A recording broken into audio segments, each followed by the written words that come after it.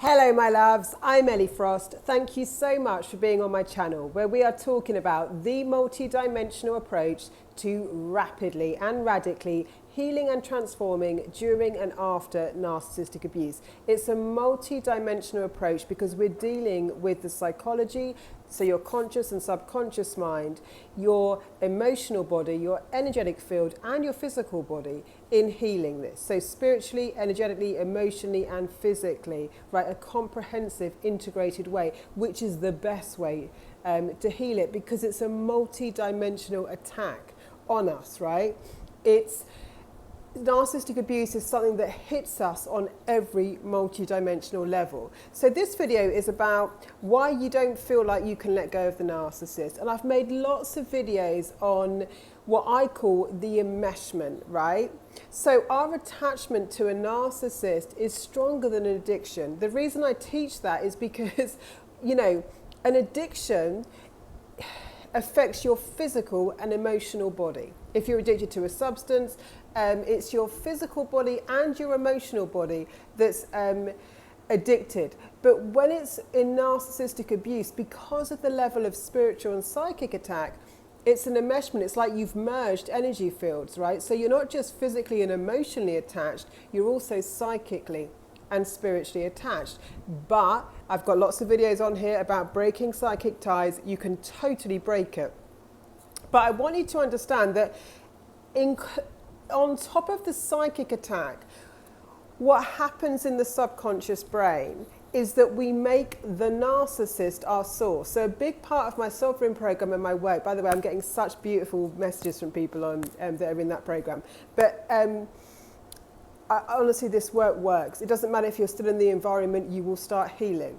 But what I want to tell you is that we've got to deal with this on every level, right? My work doesn't take a long time because I know how to sort of hack through the root of what's been distorted and how to restore and reclaim it.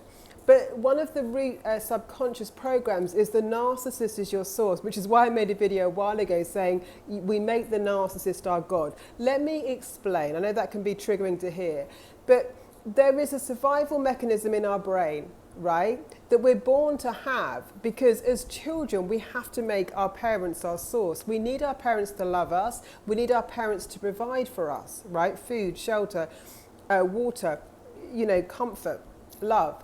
So part of the trauma bonding and the way the narcissist literally combusts our system is to activate that survival. It's a very childish part of our brain, that survival programming.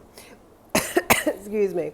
And so throat chakra opening, so we make them our source of survival, love, approval, security. In fact, the strength of how we feel is partly the psychic tie and partly the survival instinct that kicks in a person, right, when their source of survival is threatened, right? We make them our source. They've impacted that part of your brain. My work resolves that, dissolves that energetic charge. But what you have to understand is part of this enmeshment is that we, on a very subconscious level, believe our survival depends on the narcissist, which is why I did make that video about we've made the narcissist our God and we have to actually make God our God, and do something that I call self-sourcing, be our own source of love, approval, validation, security, you know, support in the universe, understand how to self-source, which is a big part of what I teach.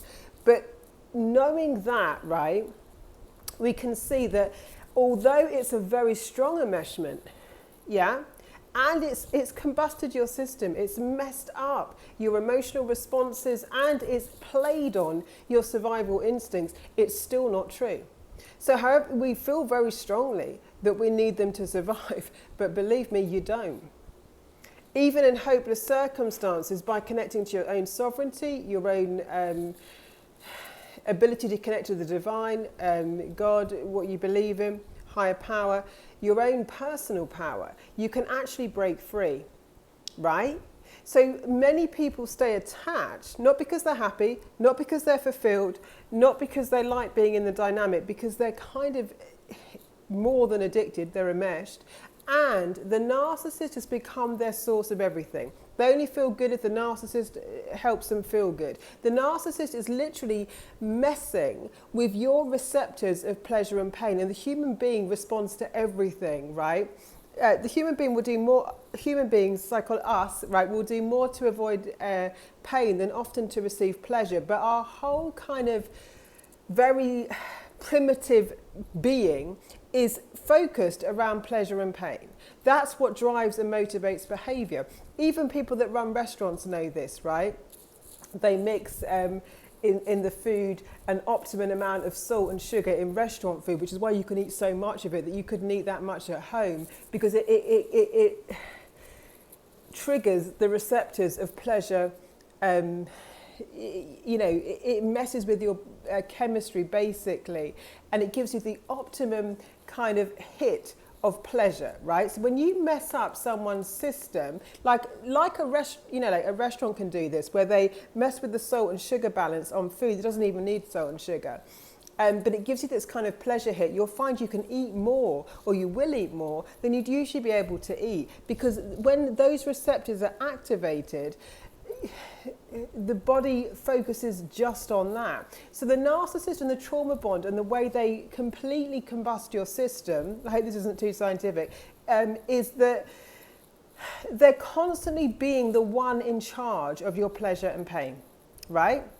So they want you in a state where you're conditioned to completely want to avoid pain. I want to people please, I want to fawn them, I want to be who they want me to be. My whole life is centered, an identity centered around them, what they're doing, what I need to do to be accepted by them, because I don't want to receive pain, and I want their approval. I want their love. I need the security. I need them to, you know what I mean, endorse me and validate me in some way. They're messing with these receptors the same way that a restaurant, some fast food restaurants does with your food. Yeah, it's a chemical imbalance they create. But we have to know you can override this. You've got to understand you've got a virus in your system. We're like a computer, right? When you're in trauma, you know, when you've got a computer open, when you're in trauma, your energy system is combusted, right? It's like if you had 100 windows open and the thing can't function. In trauma, we have a lot of unprocessed emotions. That's all it is. You can't outthink trauma. We have to process the emotions. My system's really great for that, right? What I teach you in Sovereign. But once we start processing, that when a computer starts closing down windows, clearing up programs it's running, it functions great. So can you. So you have to understand that you can override this system by cleaning up, processing the emotions, breaking the psychic ties. There's videos on here to do this, and changing the subconscious pattern. And the first thing to do with this is to be aware of it. Yeah?